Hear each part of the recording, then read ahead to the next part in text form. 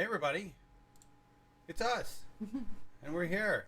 It's John and Laura and Pat Cote, and we've been following the primary. I know you guys have, and it looks like Joe's won, so there's really no reason to have a show. Yeah, We're out. No, just kidding. Just kidding. So, welcome. Thank you for joining us, Pat. Hey, great to be here. Yeah, it took us For a the while. epic win of the primaries tonight, everyone should drop out. Biden got it. His firewall has held. Hallelujah. The first state he has ever won, ever, in his 3 times running for president. So, as everybody on CNN was saying, it's a night to celebrate. And it's a point of pride. And it's like, yep, a point of pride. A point of, yes, for Biden. Yeah, it was his turn. He's in the rotation. It was his turn this week. So For Senate, right? I just want to make sure Yeah. we're clear that this is the primary for Senate. President of the Homeowners Association or something. he's got Right. he's got big ideas. Big ideas. So, Pat, tell us. You said you had grabbed some quotes from exit polls, or we were having a fun time laughing at CNN earlier. Right. So I just I've got in my ear right now CNN, but we'd break all the laws if people actually listen Right. to it. Yes. Sorry. The strange thing coming out of South Carolina tonight is that, according to the exit polls they have right now on CNN, Biden won the liberal vote. Biden won the liberal vote. Yeah, According so to the exit polls. The liberal, is that the liberal with air quotes? they just left it. Yeah, obviously it's air quotes, but the percentages they have for the so-called liberal vote was Biden 39, Bernie 30, Warren 16, Steyer 10, and I didn't catch Buttigieg on that one. He's not But among the moderates, Biden won 52% of the moderates, and Bernie won 14, Steyer won 14, and Buttigieg had 10. Okay. How many Republicans? Yeah, that's probably half the state. I think they lumped them in with moderates on that one.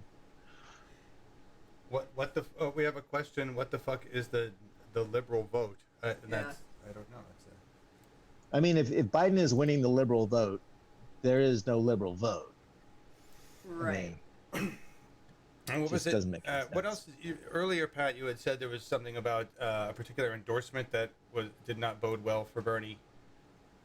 Yeah, so let's see. On the Clyburn endorsement, and these are the early exit polls, which are like even more just bullshit they're using to color people's opinions.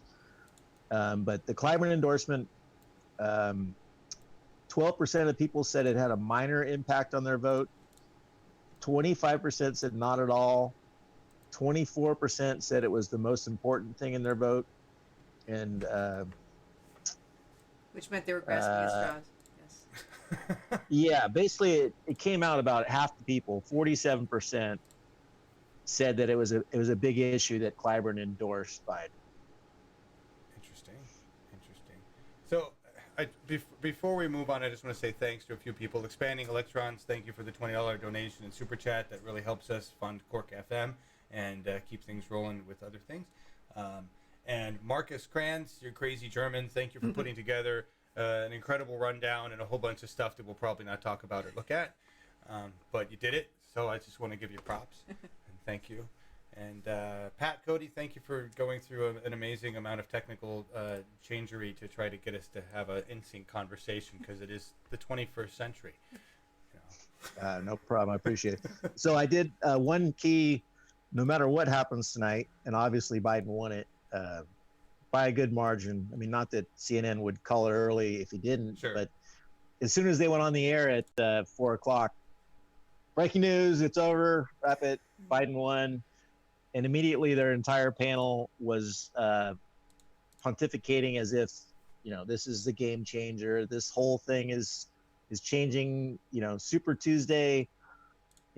Sure, Biden is scheduled to lose 14 out of the 15 states, but But hey, that one win will be hard fought. But a lot of it was concern trolling on their side too. They were talking about, this is going to inspire lots more money. People are giving money, but he just doesn't have time to place those ads before Super Tuesday.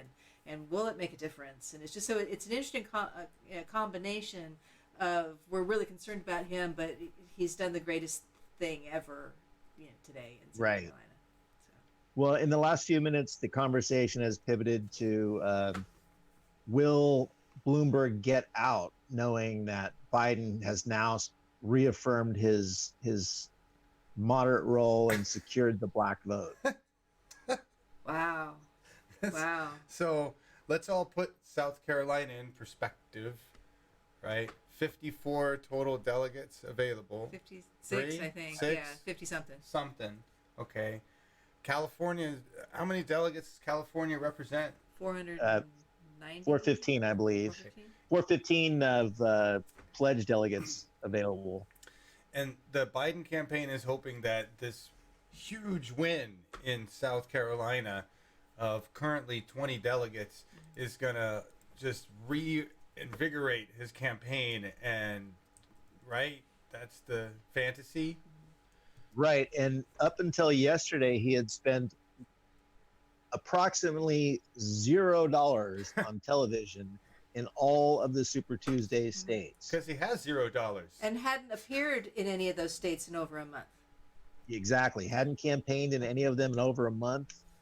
And, as a Californian, I can attest to, I went to the last 2 Democratic Party KDM conventions where everyone gets together and the party votes on the rules, and a lot of stuff happens there. But one of the things that happens is all the presidential candidates usually give speeches, and Biden was a no-show at both events. That's right. Both. He sent Simone Sanders in his place, which is right. Yeah. So I mean, when you're just giving up the most delegate-rich state in the nation, and currently he's not even near viable in the state, which means, a lot of people don't understand the 15% threshold you need to get delegates. There are district delegates. So in every district, you need to get 15% to get any delegates. And Biden will probably get 15% in a few districts, but there are also statewide delegates. right. And to qualify for those, you need 15% also. And there's, at this point, he's not going to get any statewide delegates. He's under the 15% threshold. Right. And in most districts, he's not going to get any delegates also. Right. Right. It's just, this is all show to, at least if anything, let him bow out gracefully, right? That big win Biden had before he said, I got to go. Yeah. I don't From know. something. Well, so for those of us who are in chat, especially, we're all quite dubious. So they're basing all of this on exit polling, then that they're calling it for Biden, because there's only 3%. 2%, 3% reporting. Yeah. So Yeah, I'm looking at 2% now, and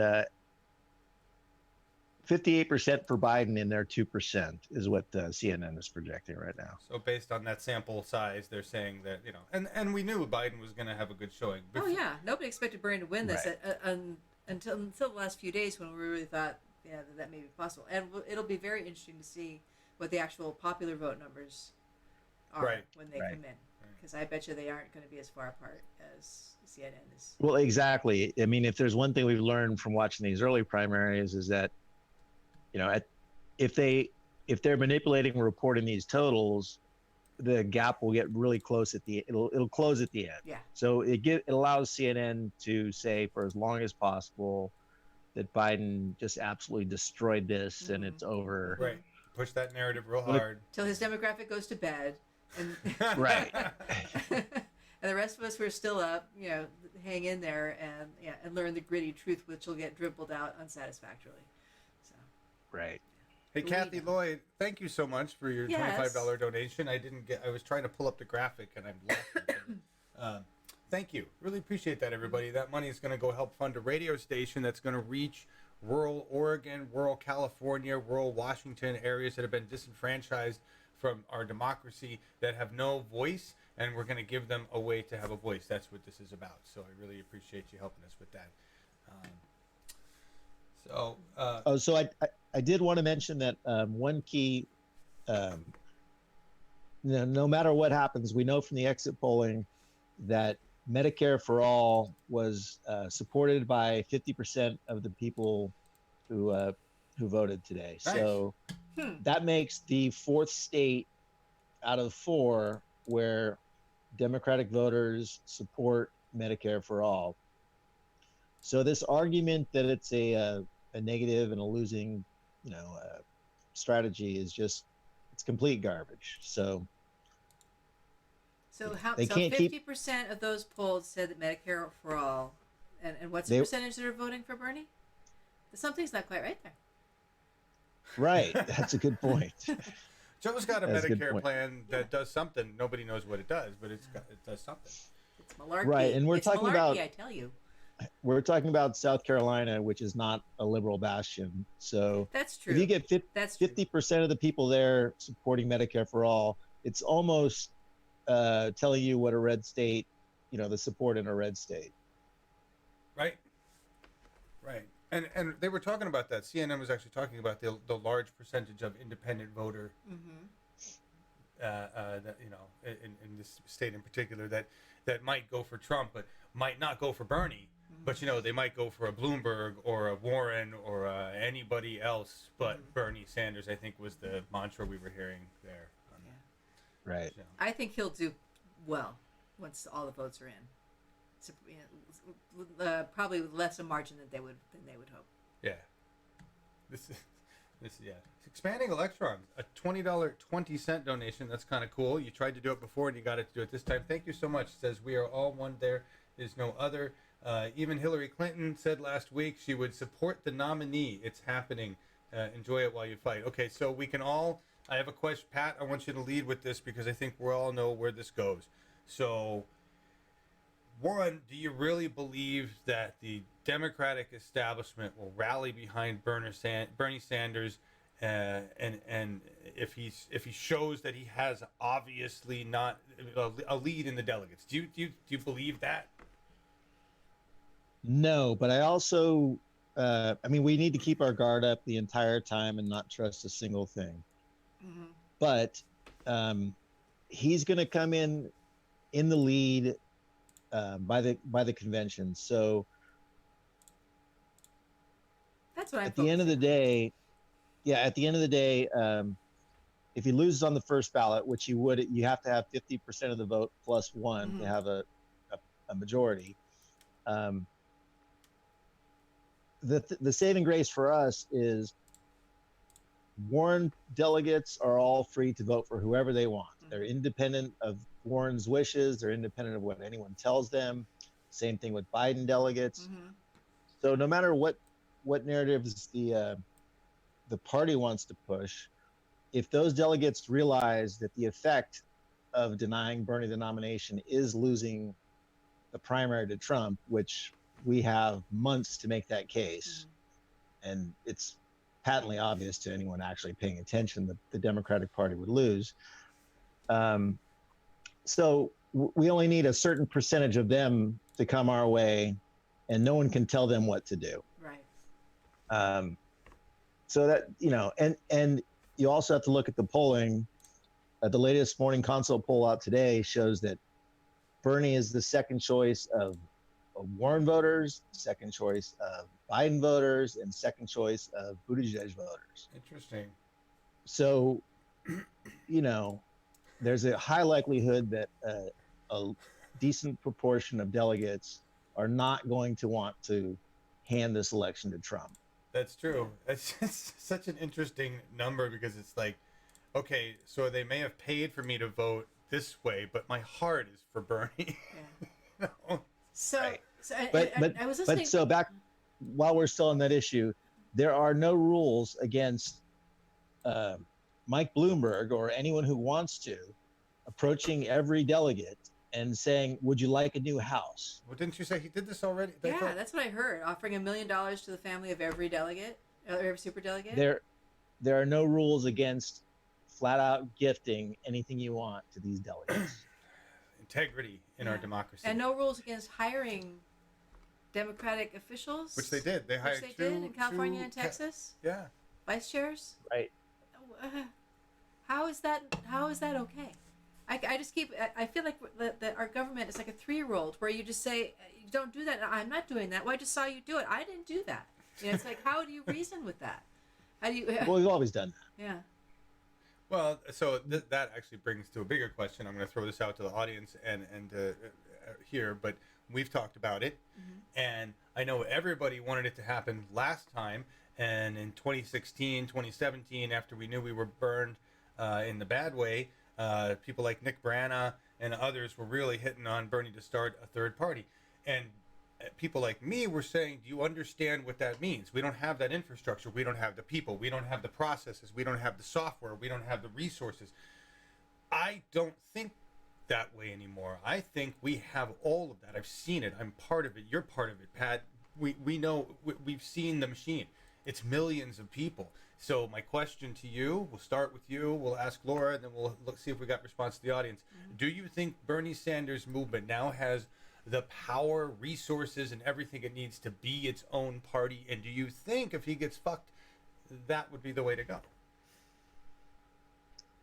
Look, I think if he gets fucked, Democrats are going to lose regardless of what happens. So I think at that point, it becomes important to do something other than get behind the nominee. They're going to lose anyway.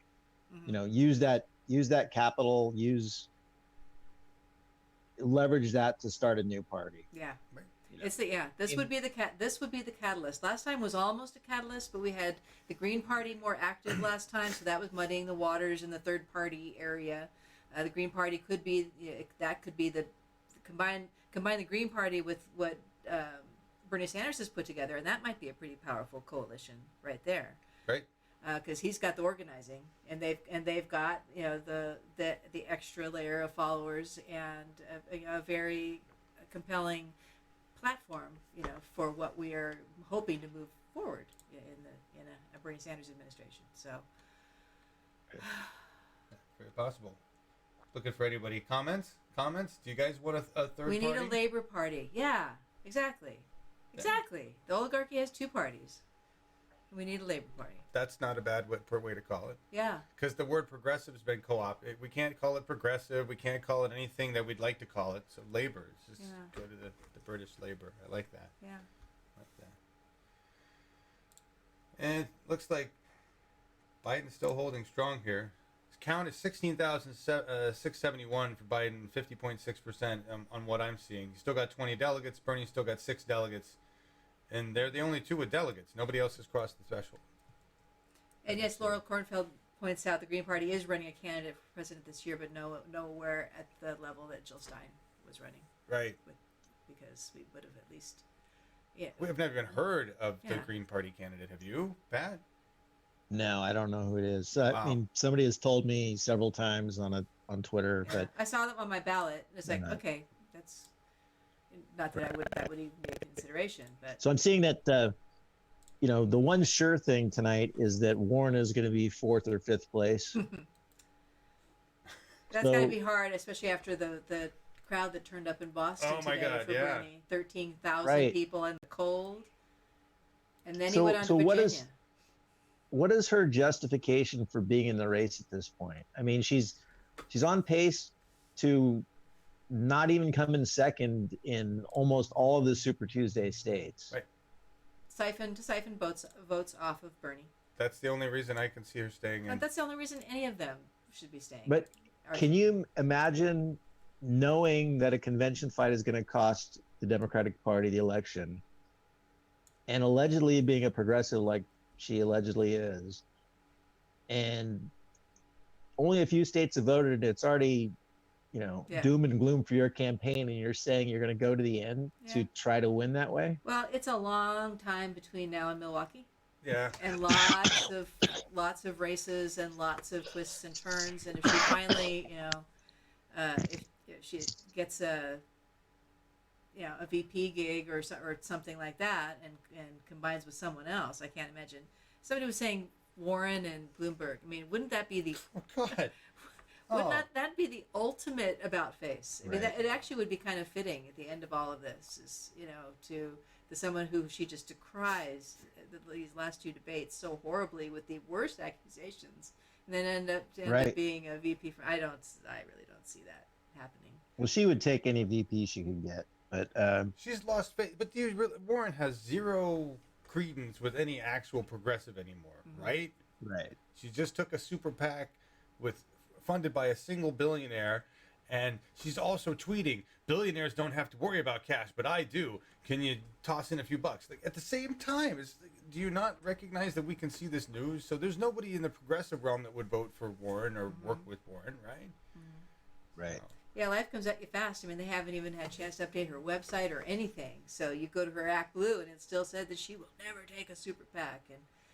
And golly, she went on the news and said, I wanted to tell the PAC to tell you who the donors are, but I just can't. And so, sorry, golly, Right. And did you watch her town hall this week? no. No, She no. had a town hall. Well, I I've watched seen about- it. Yeah, the one where she was. Is that the one where she was going after Bernie, talking about the kid who asked about superdelegates, and she was saying Bernie supports them and wants them Right. and wrote them in or something like that. right. That's where basically she made the case that she's going all the way to the convention because she pinky promised little girls she would, that kind of thing. But her, what was I going to say about that? Oh man, I've already forgotten. Yeah. Moving on. Yes, Laurel. Warren has a super PAC, and because of the way it was formed, and see, you didn't know, right? And MSM isn't talking about it. Right? They're talking about that Warren is.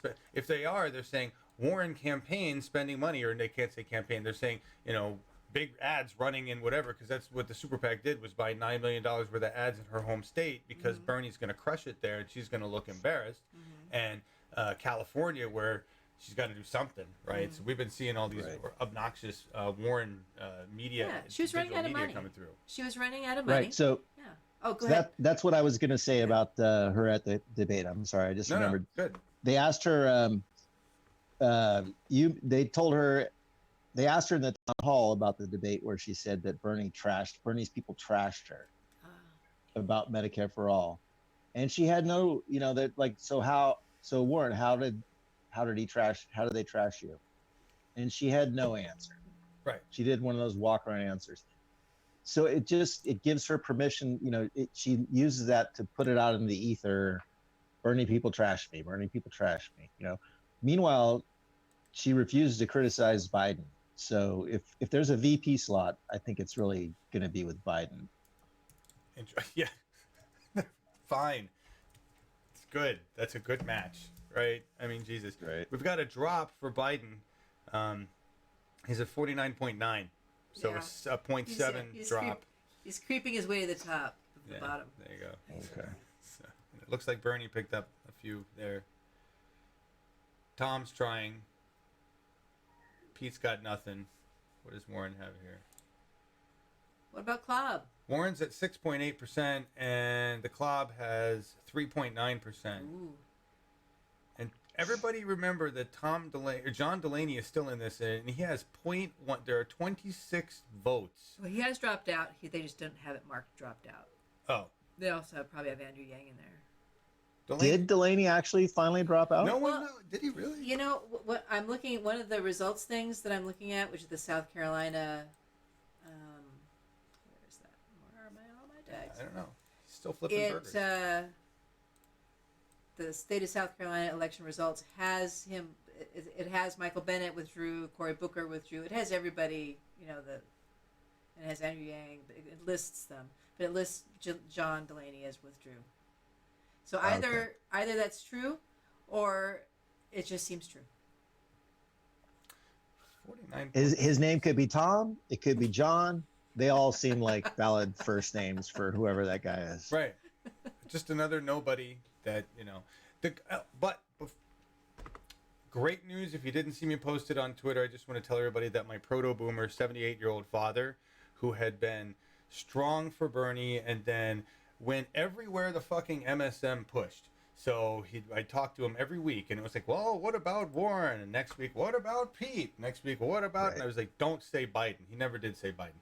But he went through everybody else, even Bloomberg for an instant. And he cast his vote for Bernie Sanders by mail in Colorado last week. And this is a quote that he said. He said, I may have some problems with some of Bernie's policies. My dad likes his health care, and he's very confused by the whole health care thing, and so that's thing. But he wants he wants healthcare for all. He just doesn't want Bernie's really strict version of it, whatever that means. But he said, I've never had a problem with Bernie's socialism. Right? So that's my father, who understands the difference between Bernie's socialism and the socialist scare that they send out at you. Next email from my dad is pushing an article by Thomas Friedman where he, in the first line, says, you don't want, a self-proclaimed socialist or a racist for president. And Thomas Friedman, if you don't know, everybody, is this super centrist fucker who just writes the most smooth glib and gets all the boomers happy. And really, it just comes down to working for corporate interests. And so, anyway, Dad cast his vote, so I don't care where he wavers. It's done. Thank you, Dad. You can let it go. Yeah. I don't even want to ask my folks. Yeah. I don't want to know. I just. Her folks are a little more still. I bet they're Warren. Oh, still? See, this is what's going to be interesting, is seeing where all the older folks actually go, because where are they going to go? I mean, who's next? Do you have any friends, any older friends, Pat, that are voting oddly? Not that will tell me about it, but my parents are very social, older folks. So okay.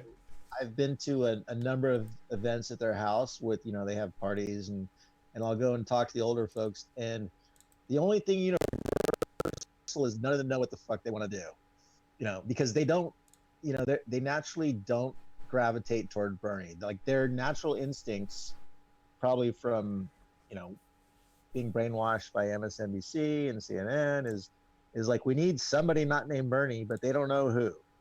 Right. Joe is dropping. I just want everybody to know this. He has dropped down to 49.5, and that's a significant dip. So, And what's Bernie up to? He's going down. Bernie's up to 18.2, everybody. So, starting to change there. Starting to change. I think it's going to end, 10, 13% or something maybe, but I don't think it's going to be like a 30% victory. Oh, no. It will not be a landslide. No. They'll try and call it a landslide. Right. But it won't be a landslide. Right. The things we know is that they will call this, that Biden has revived his campaign and is surging and is on his way to victory, and everybody needs to coalesce behind Biden. That's going to be the narrative. Everybody else drop out. But we know Bernie is going to be probably the only other candidate to qualify with 15%, right? Do we expect anybody else to make it? I mean, Steyer's close, but they're showing him dropping a little bit. He's at 12% on CNN right now. Right. Somebody in chat had mentioned this, and I just want to bring it up, that Johnny Graz had just killed it with the Hillary podcast. Oh my God, Did those were the best. We were dying last night. We were starting from both ends of his stream and reading them to each other last night and just dying. It was so good. While we wait for... I try to leave the Hillary stuff alone because it's a soft spot to some of the Hillary folks still. Yeah. But good God, I mean, a podcast. She's launching a podcast right in the middle of the primaries. Like, come on, you can't wait a few months. And she asked, she asked for it. If she's gonna, and she got media, she got press. She knows that any press is good press. So we'll start with some easy ones. This has nothing to do with Hillary. So I just want to say that if you don't know Trader Joe's or shop at Trader Joe's, it's a thing out here, and I know they've kind of expanded. And it's for people on the West Coast. It's an alternative to like Whole Foods, and it's better, and we like it. But they do have serious issues with whoever designs their parking lots. They're like super tiny everywhere. They're fucking crazy. Notoriously. And so the founder of Trader Joe's has passed away, and it's big news on Twitter. Very sad, and it is sad because he was a good guy. He's liberal and very progressive in his views and the way he treated his employees and his company. But this, from Pithy Quips, Rip Trader Joe's, may your funeral be held someplace that actually has enough available parking for guests. I thought that was a well-meaning tweet. This is the tweet from Elizabeth Warren. I just want to put this full screen so that you understand the irony of this statement. So, says the candidate with the billionaire-funded super PAC. She says billionaires don't have to worry about FEC fundraising goals, but we do. Will you chip in $2 right now to help our going? So that's Warren. And if you don't understand that that's hypocrisy, like 101, continue to vote for Warren. But what was interesting too, though, is we know she's had this influx of cash, and it's like, what, where is it being spent? We wonder. Well, we know because we're in marketing. We do a lot with the digital marketing, Google Ads, and things like that. Is that one way that you can get penetration is you just throw a whole bunch of money at That Google display. and other social media platforms that push out things like the little survey that pops up when you're on the Home Depot page that says, "Hey, Elizabeth Warren would like to speak to you." Click and take the survey. So they are paying social media consultants and social media platforms buckets and buckets of money. You can bet, because that's what you can do fast. So. But $9 million to spread across Super Tuesday states is not even $1 million a state. So, Well, and people's minds I think people are firmly decided on Warren by now. I One don't way think or the other. that money can't change a lot of hearts. If you're following the election closely, you know how you feel about Warren. Now, granted, a lot of people aren't, but if you're that person, your argument is, look how well I did already, and she doesn't have that. So I have a friend who posted something about Elizabeth Warren. She says, I've been trying to decide between Elizabeth Warren and Bernie. Elizabeth Warren and Bernie. She's on the East Coast, like in New Hampshire area. And she finally had decided on Warren, and it's probably some variant of I want to have a woman in the White House. But I can't believe that at this late date, with all that's happened, that would be my thoughtful friend's decision at the end of all that. And I don't know what other family or peer pressures there might be. That certainly can be something, but I don't see. And then I see other questions, tweets from people who says, "Oh, I just can't decide between Warren and Klobuchar and Bernie and Biden and Steyer. I just don't know."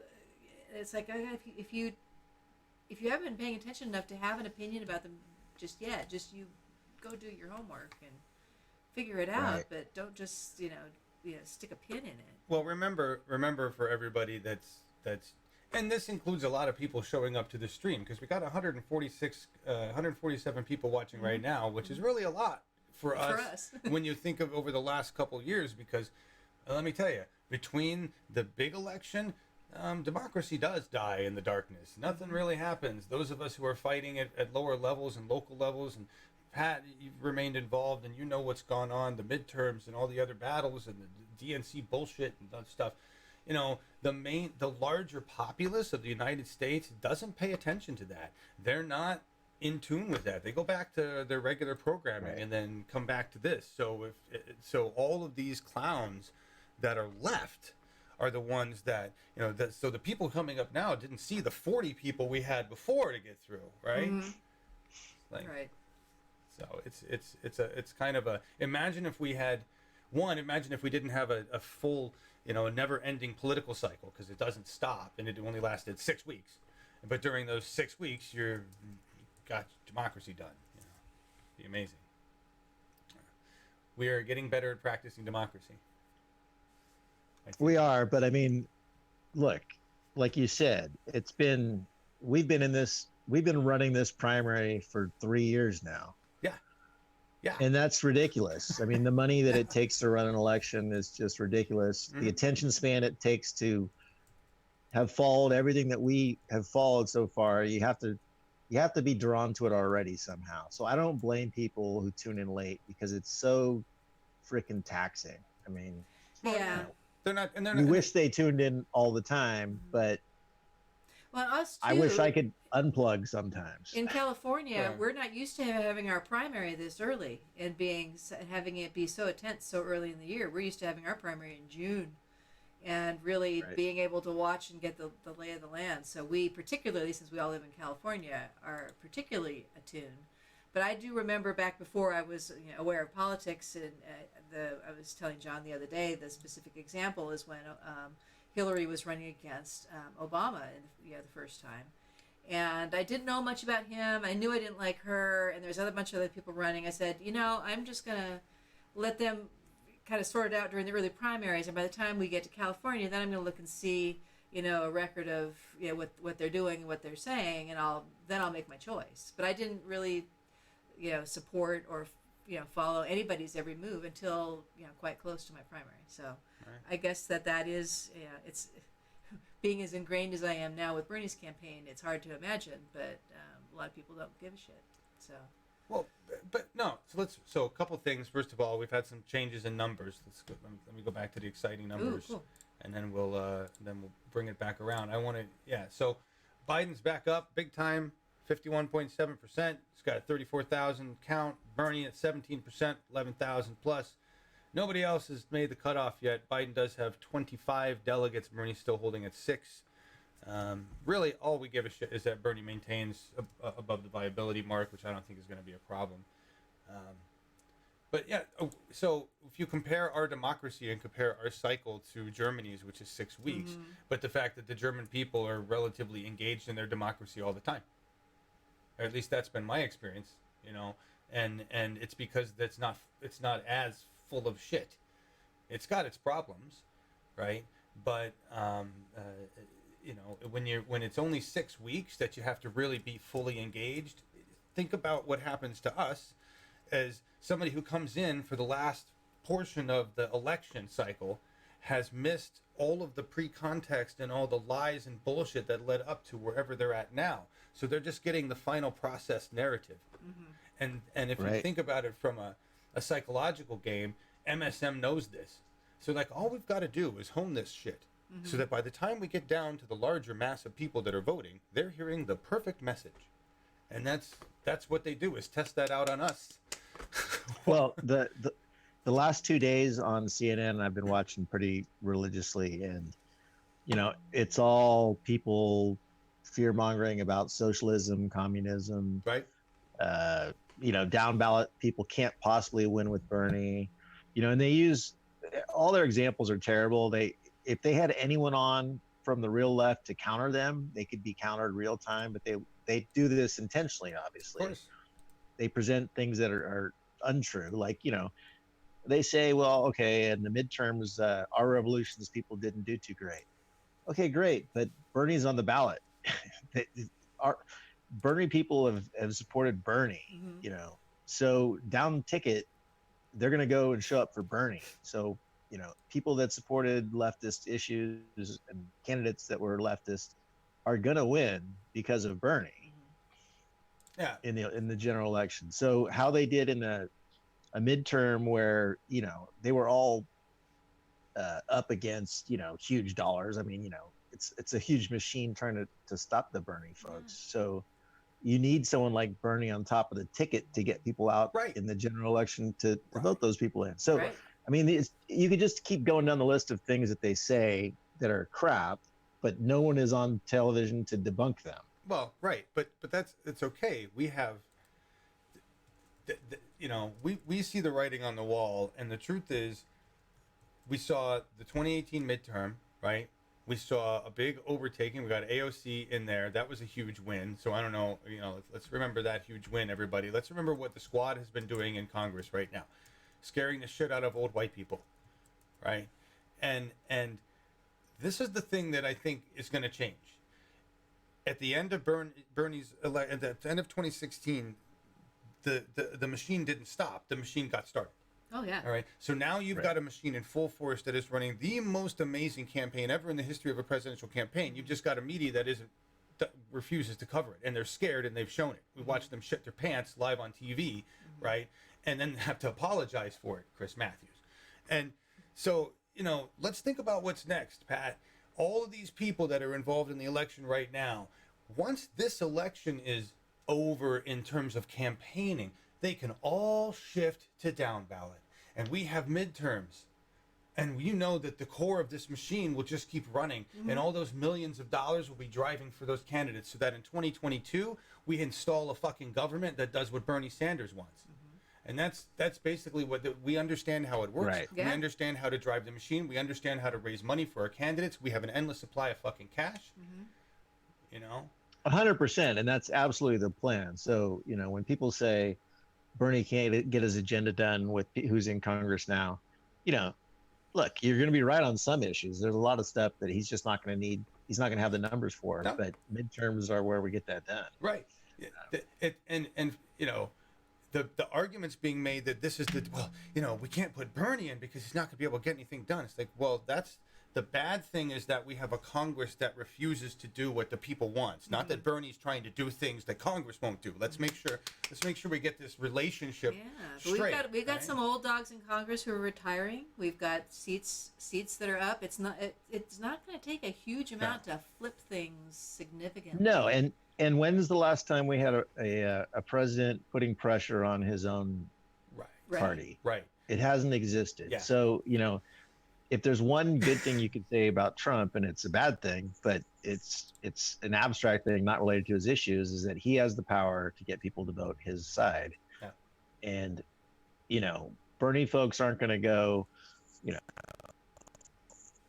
threaten and be violent and, do some of the Trumpy side stuff. But there's going to be a lot of pressure on all these lefty people that they've never felt before in their life to get on board with Medicare for all, to get on board with the Green New Deal, They're used to this comfort level of their own party ignoring their flaws. Right. Nancy Pelosi. Right. Let's get rid of her. If everybody's out there, please help us. Yeah, there's a slide. I put a slide with a couple. We got a slide for Shahid? Yeah, for Okay. Shahid.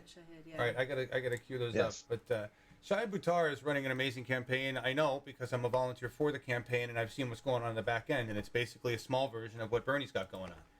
All right, because you got a lot of Bernie campaign people in the Shahid campaign, right? Because we're all trying to help progressives, and so a lot of the resources and information, and so there's a lot of good going on there, and it's got a massive amount of volunteers. It's got a huge amount of donations. He's got a huge amount of endorsements, and Nancy has started her first ground campaign in 30 years, and she's scared. And you've got a slide. I know you've got the slide here. Yeah, slide 8, I think. 8. Where I've got 2. It's had her first flyer. Yeah. So Shahid's, of course, his primary is this Tuesday, Super Tuesday in California. And the interesting thing about California, it's a top 2 finisher state. So it's not just whether or not he or Pelosi are going to go against a Republican in the fall, which you would normally think. It's that the two of them could go on to be running against each other in the general. Yes. And that is going to be exciting. So think about this, everybody. If you help Shahid right now, donate to his campaign, volunteer if you can. He's got the people to cover the city, right? But he's fighting the massive machine of Nancy Pelosi and MSM. As long as he comes in second, think of where this is going to force her to move. If nothing else, we've already won, because this forces her to move so far left to maintain her position, right? So it'll be interesting to watch her dance as we head into the general. Yeah, put that slide on full screen. Yeah, this is Right. And go ahead. imagine her position while, if Bernie wins when Bernie wins the nomination. So the ballot will be for Bernie versus Trump and Pelosi versus Shahid. So she can't go in there. She's going to have to pivot before, like you said, before we even vote. It'll be interesting to see what she does, because she's the anti-Bernie. She's done more to help Trump. She's done more to support the Trump administration than some Republicans. So, it's interesting. Both of the, when we mentioned earlier, both of the not endorsements, but both of the concessions that Hillary and Pelosi made were very similarly stated. That I could support Bernie Sanders, as the candidate, and then a second statement: I will support whoever wholeheartedly or whatever, whoever the nominee may be. So they'll say they say Bernie wouldn't be too bad, and I will support whoever is actually nominated. So they're already setting up their narrative to be flexible in that way that we find so annoying. Right, but then she's going to be in a position of having to run against the president's agenda against Shahid. Yeah. she can't do that. She likes the president's agenda. Yeah. Bernie, the nominee, Oh, yeah. I mean, it's there. It's gonna be fun watching all of them. Oh, the blue, no Just matter who. Back up. Watching the blue, no matter who people contort themselves over the next few months is going to be delicious. Yeah. What percent reporting? I'm looking. Yeah, at I mean, they're openly having I'm sorry. Go ahead. no, Go ahead. they're openly having conversations on TV and writing articles about, you know, a lot of insiders think it's worth a lot of damage to the party. I mean, what happened to the fascism, kids in cages, racism? You know, it's just amazing. Chris Matthews would rather have that than Bernie Sanders in office. Here's the stats, everybody. So Biden is totally surging. I'm going to call Biden just for president now because of how well he's doing in South Carolina. Right. Just look at the math. Wow. Yeah, 52.1% there. Bernie at 17.3. What's the percentage? We're at 13% reporting. So getting up there in that sample size. Wow. Biden's doing what they expected, right? Mhm. So is Bernie. I don't know if there's any surprise. We can't win counties. all of them. That wouldn't be fair. No, we got to give them something before Super Tuesday because that's going to be a slaughter. Yeah. And we've got nothing else before, right? It's this Tuesday. It's done. Yeah. Bam. Yeah. So, in other news, Bernie's going to be in San Jose tomorrow, and Yes. the three of us are going to be there Yes. together. I can't wait. I know. We've actually never met you in person, Pat, or David Hildebrand. We've interviewed you so many times. So David and Pat, we're going to meet up. We have press passes. John and I are on the press list. We got our, we have our press gear. passes. Oh yeah. We made our own. They said bring your credentials. And we're like, oh shit. Do we don't have have credentials? Credentials. But I've got a lanyard, There we go. and we've got our little business card. I can make something fancier. Scott knew. Scott had made. He had some Yeah. made. They were really Yeah, nice. I can make them. I've got time. But anyway, They're so nice. that will be fun. We are going to be finding people to interview. We will try to live stream Yeah. if we can. If not, we will just record video and New toys. new toys. So we got the wireless mic system, and now this is a shotgun to attach to the phone. And if we do have a decent signal, we'll try to stream what we can. My guess is once they start, we won't, and we'll just record it just for our own whatevers.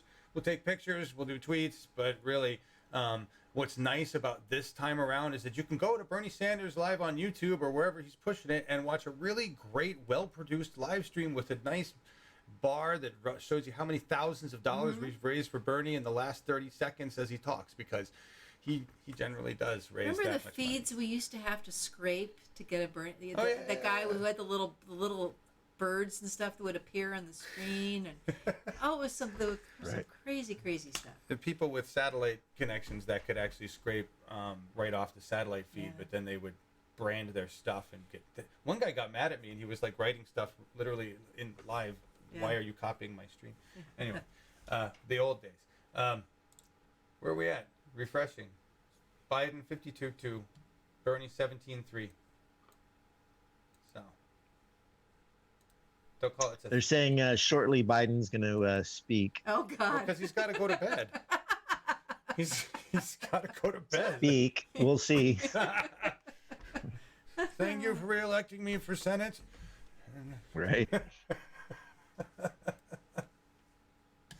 Well, Well, it's funny, I mean, obviously he has a decent amount of support in the black community left over from, goodwill from Obama and all that. Yeah. But they're showing a live feed of his potential rally, I mean, Yeah. whatever, right. the crowning Yeah. speech, acceptance, winning, whatever. And all I see is white people. Interesting. Yeah, interesting. I wonder how many of those black votes were really purchased and not really there. Kelly M, thank you for $5 donation. Bernie your vest. I'm with you there. I have a 10-pack of vests in the garage. Just figured I'd buy extra for friends. So, I'm with Right. that. We talked about that before a little bit, but I mean, honestly, first we worry about the convention and getting through the convention. And I have seen different reports. I've seen reports from some centrists that say we would never go that far as to split the party, and other centrists that are like, yeah. And It sounds like what they're going to try to do is make it appear that it's an even battle and that there is like some evenness in delegates between Bernie and somebody else, and that it does need to. I don't know. That would seem to be like their ultimate goal, but I don't know who they're going to get enough delegates to stick to. You know, in the end, Pat, do you think there's one that they will choose, one centrist to rule them all? I don't think they can do it. I mean, look, anyone that they could possibly get away with handing it to, in my opinion, is going to lose. But the people like, okay, Warren, if Warren had delegates and came in close, you could make a justification for it and maybe get away with the public. But if it's Biden, that means Biden has 4 more months of this stuff, which is going to make him so untenable. Yeah, yeah. 4 more months of campaigning. I mean, he's going to lose, even if he gets some magical surge tonight, he's going to lose 10 out of 15. I mean, there's no recovering from that. And so if he doesn't win, then it's what? Bloomberg. Okay. So the billionaire guy, you're going to give the billionaire guy against the billionaire guy. You're going to just give him all your delegates. People are going to get so sick of his ads, they're going to say, no, we don't want to see his face ever again. Right. And so if you're a Warren delegate or you're a Buttigieg delegate or a Biden delegate, I mean, a lot of them hate the goddamn billionaire as much as we do. It's not, if the candidates had control of their own delegates and could direct them, I would worry about it more. Right. Well, yeah, so on that, I'm just looking at some comments, a couple things here. So Biden will be the delegate leader after SC. MSM are going to pee their pants. And I guess count-wise, that's going to be true. And that's just sad and ridiculous. But they need that to move forward. Do we know that, though? I don't know that we know that yet. Yeah, it's true. I don't know that we know that. It's only 20 delegates. I don't know what he's won in other things. We said he had numbers. 15 going in. Biden did. So I guess maybe it depends on what he gets out of this. Yeah, I think so he would have to do 30 delegates better than Bernie. Yeah. 30 delegates better than Bernie? Okay, that's a lot. Are we sure on those numbers? Is CNN already saying it? Because what did they say? That I don't know if this is a quote. You've been listening to CNN. There's something along the lines of they're celebrating their first primary win. Because they're considering the rest of them not to be wins by anybody in particular, because they were Bernie's. Right. No, the first primary win for Biden. Oh. Biden's first his first win in 3 times at bat. This is his first state that he's won. Right. So. Because that electability. Yeah. So they were really they were going on and on when we were listening before about how he should really be celebrating that and being excited about it. So. Right. Nice to see you all here. 140 of you still watching. Thank you for being here. We've had $70 donated to the Super Chat so far, and I really appreciate that. That's great. It's going to help us with what we're doing. Mm-hmm. We're hoping that Pat will end up at the convention, and if we can get him there, we've got the gear to help him report and take care of things going on the inside, because we know they're going to pull bullshit. And so we're working with a group of people like Pat, other independent media entities, and delegates that we know will be going, like Larry Taylor, who's a registered parliamentarian and will hopefully be there to help do some Jedi parliamentarian stuff when they completely ignore the rules. And so anything you donate goes to help us buy gear. I sent Pat a microphone that hopefully he'll be able to use someday for something.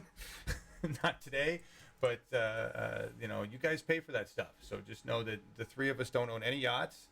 And we're not traveling around the world, so your donations just go to help us do this and be here with you. We go to work, and then we do this, and then we go to work, and then we do this. But support Mike Bloomberg. Yeah. $150. Yeah. $150. Just thought I'd get that out there. Why? I'm gonna tweet that and get a new microphone or something for $150. There you go. Is that what, if you tweet you get $150 for Mike Bloomberg? Yeah, I mean he's throwing $150 around like nothing for people for doing positive. I heard it's $2,500 a month if you really want to get into the social media, and they'll look at your Twitter stream beforehand, and Right, but those people also get a laptop, like a nice MacBook Pro, I think. Holy and- shit!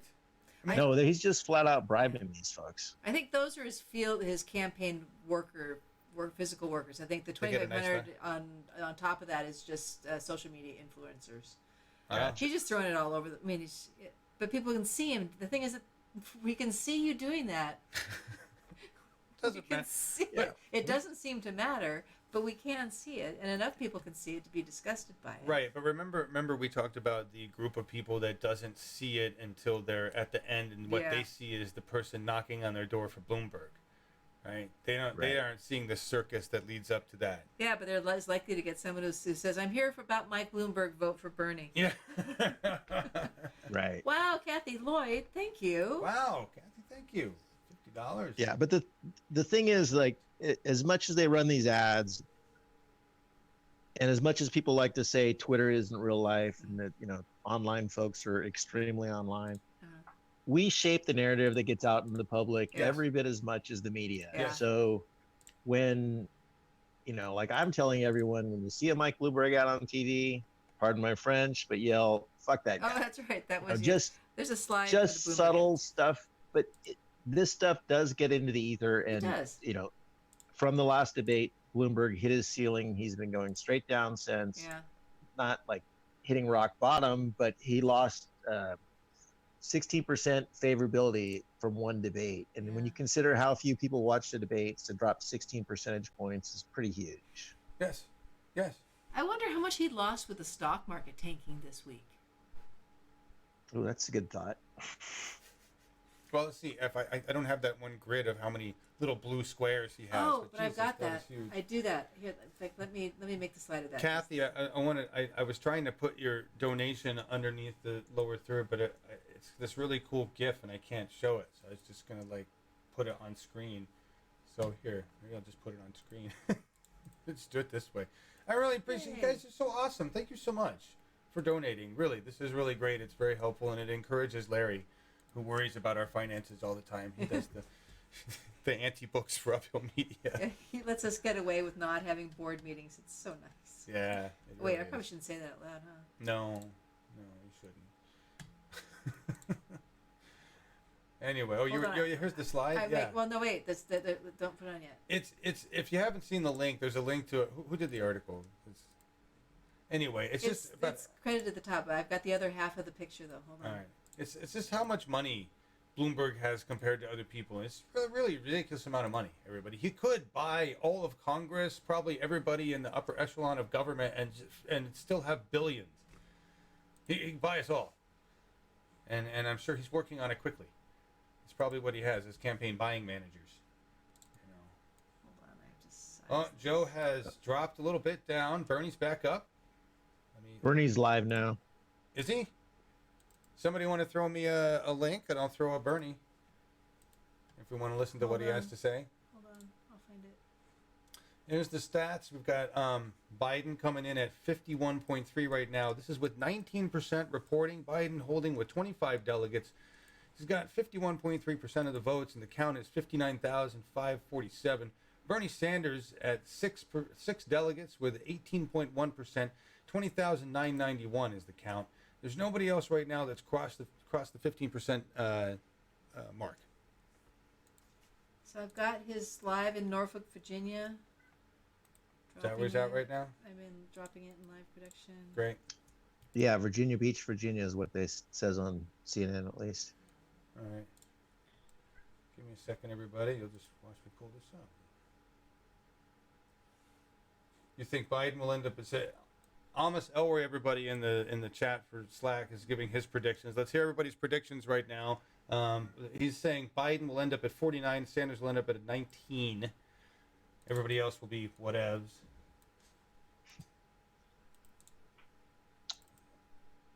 I'm trying to corrupt administration All right. who apparently has never read the Constitution of the United States and who every day, through his attacks on the media, on the judiciary, on Congress, is undermining American democracy. Right back. All right. Veterans like Herb and millions of others have put their lives on the line to defend our democracy and our Constitution, and Donald Trump will not undermine American democracy.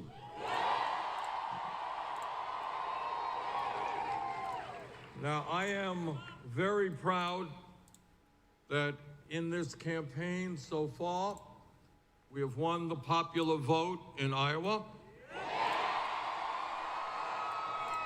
We have won the New Hampshire primary. We have won the Nevada caucus. But you cannot win them all. A lot of states out there, and tonight we did not win in South Carolina.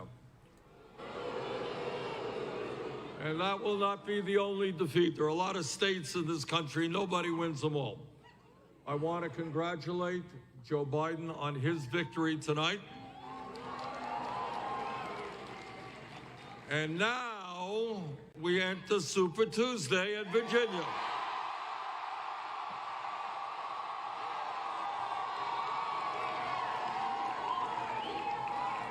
And I believe very strongly that the people of this country on Super Tuesday and after are going to support our campaign, because we are more than a campaign, we are a movement. We are a multi-generational movement. I'm the young person. We've got some old people too. We are a multi-racial movement. And we are a movement of millions of people who demand economic justice in this country, demand social justice and the end of racism and all forms of discrimination, and who demand environmental justice as well. We are a movement of millions of people who are sick and tired of the grotesque level of income and wealth inequality in America. We are tired of a handful of billionaires controlling the economic and political life of this nation. And we will create an economy and a government that work for all of us, not just the 1%. And that is what this campaign is about. This campaign understands that in order to defeat Donald Trump, and we have to be very clear about it, can't mince words about it. In order to defeat Trump, we are going to need the largest voter turnout in the history of this country. And in my view, old-fashioned politics, the same old type of politics that doesn't excite anybody, that doesn't energize anybody, that is not going to be the campaign that beats Trump. In order to beat Trump, what we are going to have to do is speak to millions of working class people who today are working 2 or 3 jobs. They're worried about their kids. They're worried about their retirement. They can't afford health care. And they are saying, who cares about me? Who is worried about me? I've seen candidates run to billionaires' homes to raise money. Does anybody worry about me and my kids? And our job together is to reach out to those working people and say, you know what? We do care about you. Join us. Come on into our movement.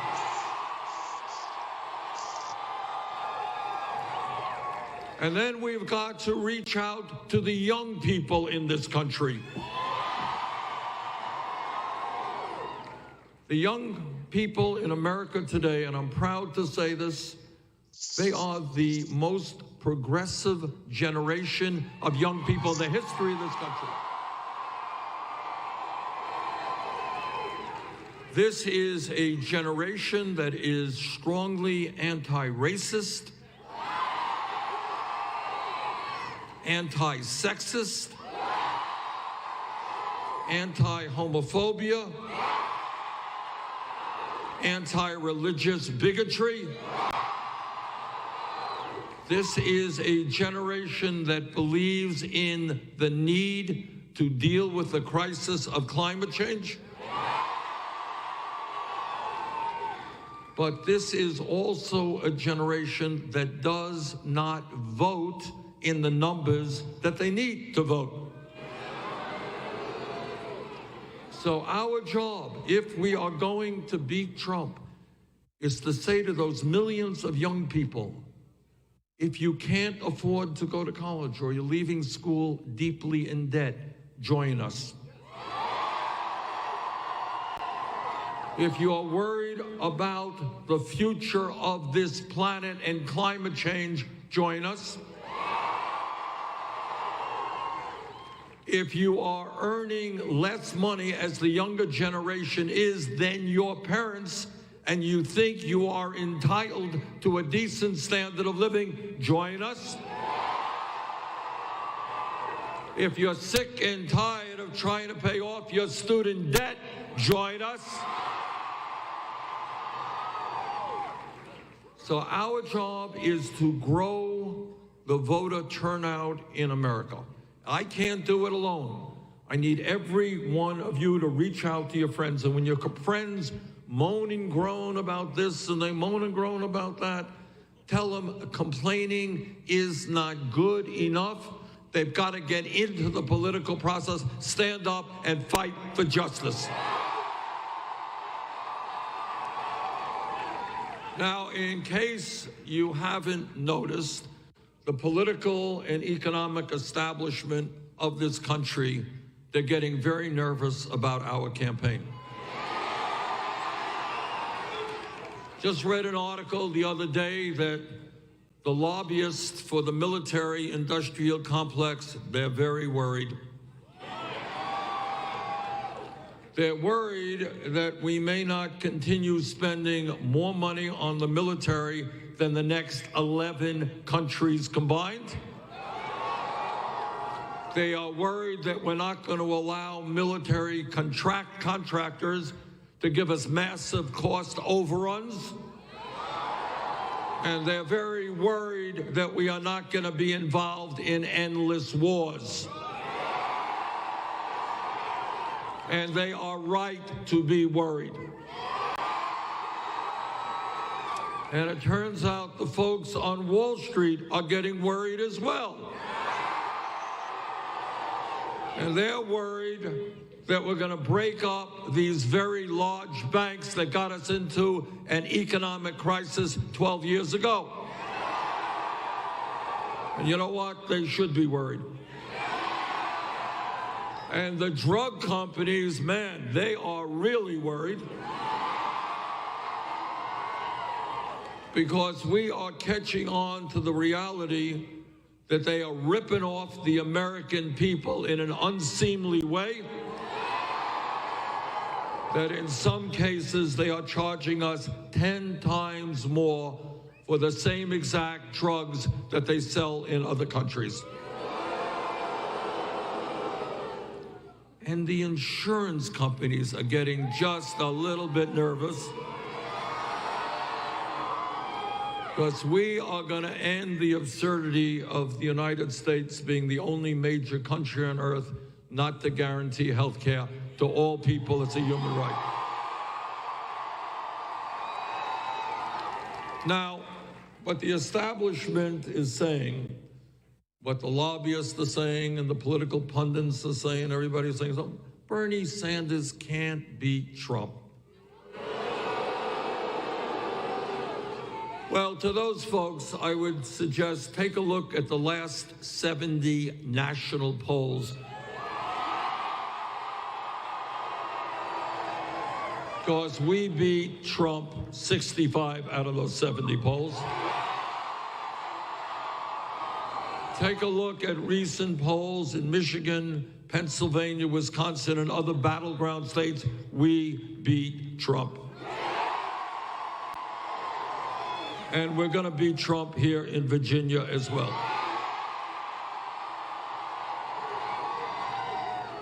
And the reason that we are going to win is twofold. Number one, we have the strongest grassroots movement of any campaign in the modern history of this country.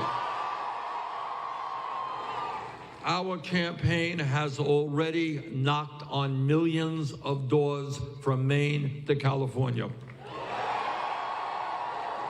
And second of all, our grassroots campaign does not have a super PAC, and we don't want a super PAC. Because when you start taking money from billionaires and millionaires, what you end up doing is serving their needs.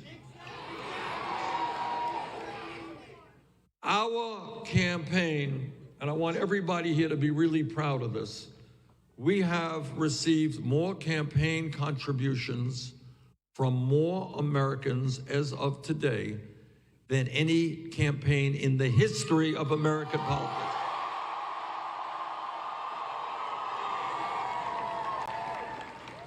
Our campaign receives its funding from the working class and middle class of this country.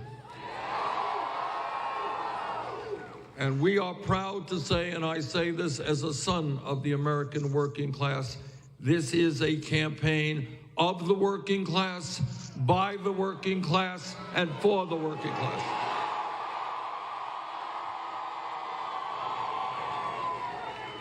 For too long, the American people have looked at a government which receives candidates and members of the Senate and House who receive huge amounts of campaign contributions from the rich. And the result of that is we have not raised the minimum wage for 10 years, but we've given huge tax breaks to billionaires. The result of that is we have not dealt in any effective way with climate change, but we've given tens of billions of dollars in subsidies and tax breaks to the fossil fuel industry. It is time for a change. It is time to end corporate welfare in America. It is time to start paying attention to the working families of this country. And that is what our campaign is about. Our campaign says that if you're working 40 hours a week in America, you should not be living in poverty. We're going to raise the minimum wage to $15 an hour.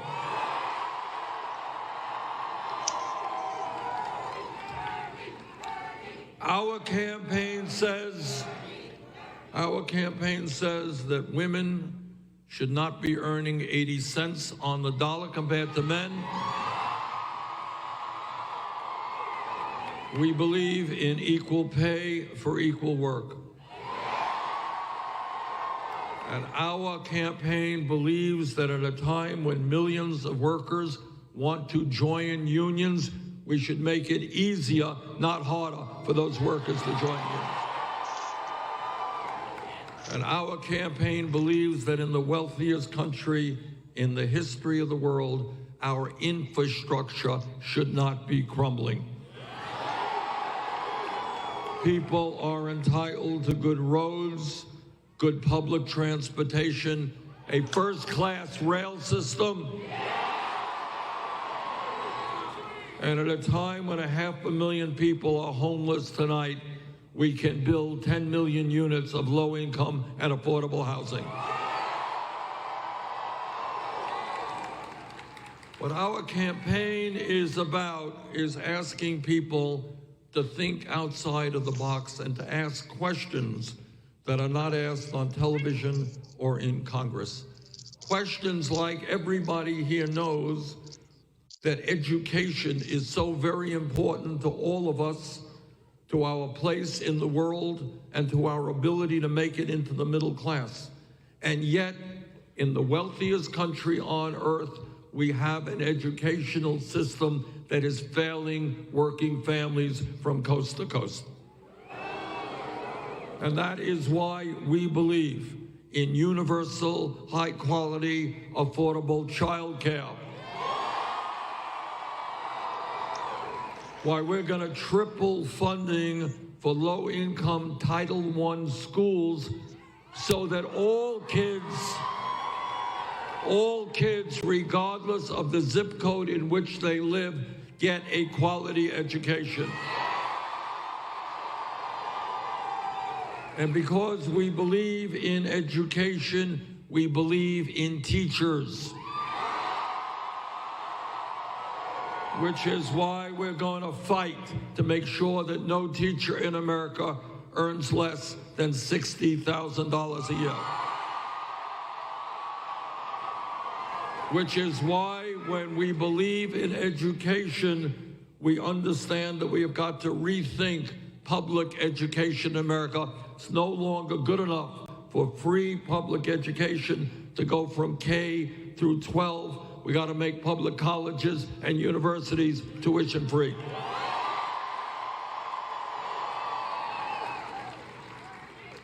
And when we think outside of the box, we ask some questions. We say, how come 12 years ago, Congress was able to bail out the crooks on Wall Street who nearly destroyed our economy? How come at a time of massive income and wealth inequality, 2 years ago, Trump and his friends gave $1 trillion in tax breaks to the top 1% and large corporations like Amazon, which last year didn't pay a nickel in federal income tax? So it seems to me that if we can give tax breaks to billionaires and large corporations, you know what else we can do? We can cancel all student debt in America.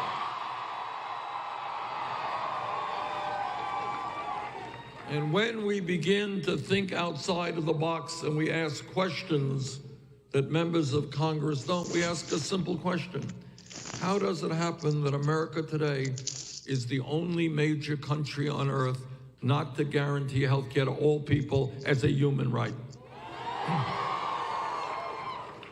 How come we spend twice as much per person on health care as do the people of any other country, and yet we got 87 million Americans uninsured or underinsured? How come we pay by far the highest prices in the world for prescription drugs? How does it happen that in America last year, at least, and this is a conservative number, at least 30,000 people died because they didn't get to a doctor when they should have because they had no health insurance? 30,000 people. And when you want to think about a cruel healthcare system, ask yourself, how does it happen that last year 500,000 people went bankrupt because of medically related debt? You know what that means? That means there are people all over this country who are struggling with cancer, with heart disease, with Alzheimer's, with other terrible diseases. They are fighting for their lives, and they go bankrupt because they cannot afford to pay outrageous medical bills. This is a cruel system. It is an incredibly wasteful and bureaucratic system, and it is a system that needs to change.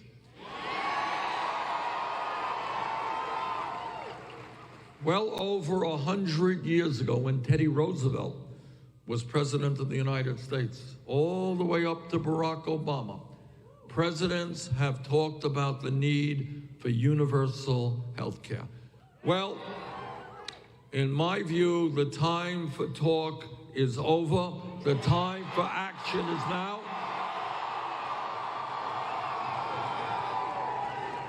Let us stand together and tell the drug companies and the insurance companies that we will not tolerate them making $100 billion in profits when so many are uninsured and underinsured. Whether they like it or not, we will move to a Medicare for all single-payer program. And when we talk about the major issues facing this country, we cannot ignore the existential crisis of climate change. Now, I wish I could tell you, don't worry about it. We'll build a few more solar panels here and a few more wind turbines there. But that would not be honest. What the scientists are now telling us is that the climate change crisis is much worse than they had previously anticipated. Polar ice caps are melting at a faster rate. Oceans are warming at a faster rate. Seas are rising at a faster rate. We are seeing more drought, more extreme weather disturbances. And what the United Nations is telling us is that if we don't get our act together by the end of the century, there will be hundreds of millions of climate refugees. People no longer able to stay in their communities because there's no water to drink, no land to grow their crops. Now is the time to tell the fossil fuel industry that their short-term profits are not more important than the future of this planet.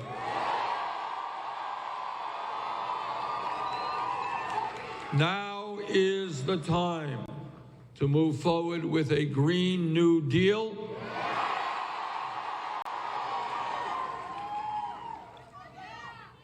A Green New Deal that will create up to 20 million good-paying jobs as we transform our energy system away from fossil fuel to energy efficiency and sustainable energy. And when we talk about issues that have got to be dealt with, it cannot be swept under the rug. We have got to acknowledge that today we have a broken and racist criminal justice system. This is America. We should not have more people in jail than any other country on earth, including China. What we will do together is invest heavily in job training and education for our young people, not more jails and incarceration. It costs less money to send a young person to the University of Virginia than to put them in jail. Let's send them to the University of Virginia. Together, we're going to end private prisons and detention centers. Because we don't believe that corporations should make profits locking up fellow Americans. And I'll tell you what else we're going to do. We're going to end the so-called war on drugs.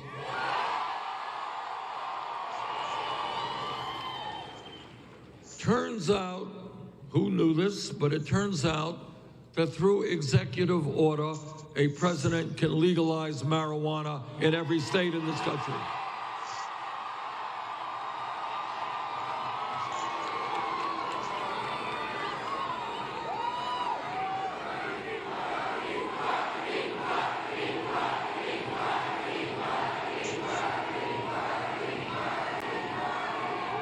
But in addition to making marijuana legal in all the states, what we have got to do is expunge the records of those arrested for marijuana.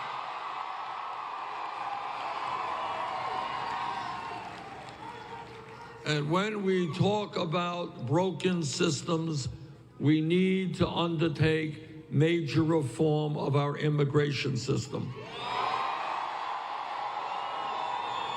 On day one, we will restore the legal status of the 1.8 million young people eligible for DACA. Under our administration, federal agents will never go about snatching babies from the arms of their mothers.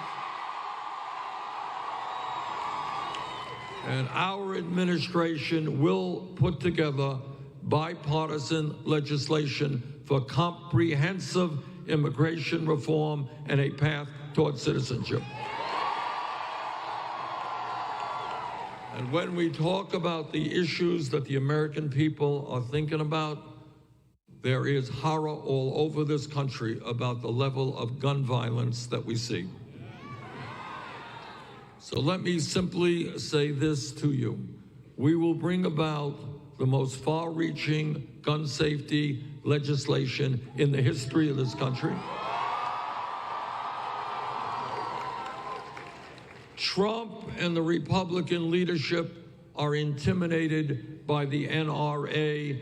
Our administration will not be intimidated by the NRA. We will bring about universal background checks. We will end the gun show loophole. And we will do something that should have been done a long time ago, ban the sale and distribution of assault weapons in this country. Now, as a United States Senator, I have occasion to listen to a lot of speeches on the floor of the Senate from my right-wing Republican colleagues. And their mantra is that they believe in small government and getting the government off the backs of the American people. That's what they say. Well, I say to those hypocrites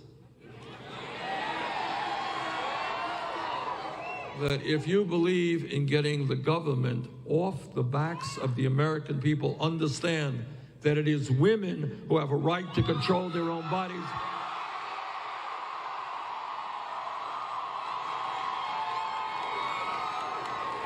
Not the government.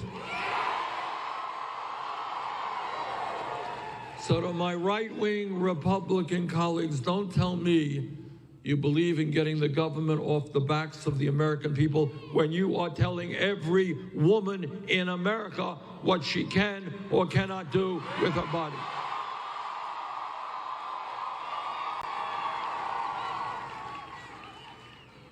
On Tuesday, here in Virginia and across this country, there are going to be enormously important primary elections. And I am here tonight to ask for your support.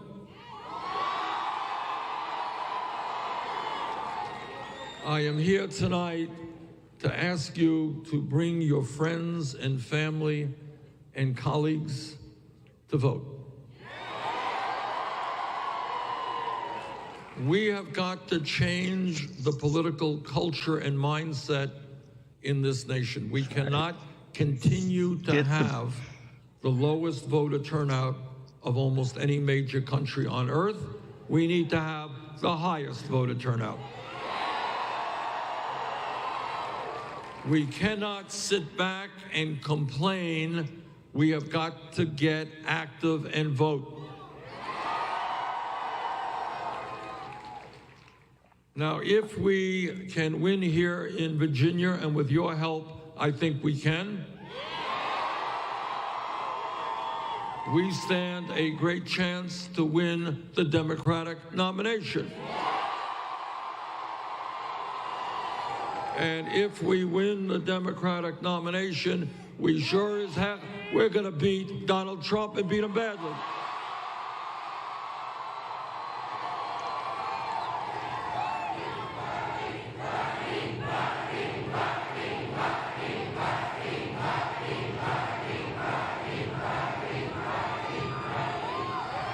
Well, let me interrupt you and suggest that it's not Bernie, it is us, all of us. Because as you know, what this campaign is about is us, not me. Because we are trying to change a nation so that all of us understand we are in it together. Every family in America, trust me, has its problems. And it is important that my family be there for your family be there for my family. We are in it together. We cannot turn our backs when other people are in pain. But us, not me, means something else. It means that we understand that no president alone can do what has to be done. We understand that real change in American history, whether it is the labor movement, the civil rights movement, the women's movement, the gay rights movement, the environmental movement, all those changes took place by millions of people standing up for justice. And that's where we are right now. We are the richest country in the history of the world, and we demand justice for all of our people.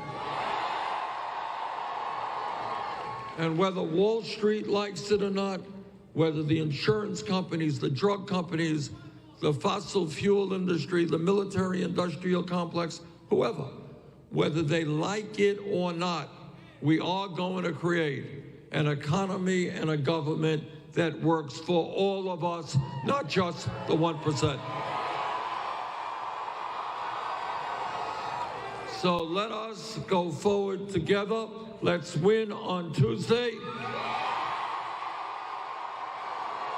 Let us win the Democratic nomination. Let us defeat Trump. Let us transform this country. Thank you all very much.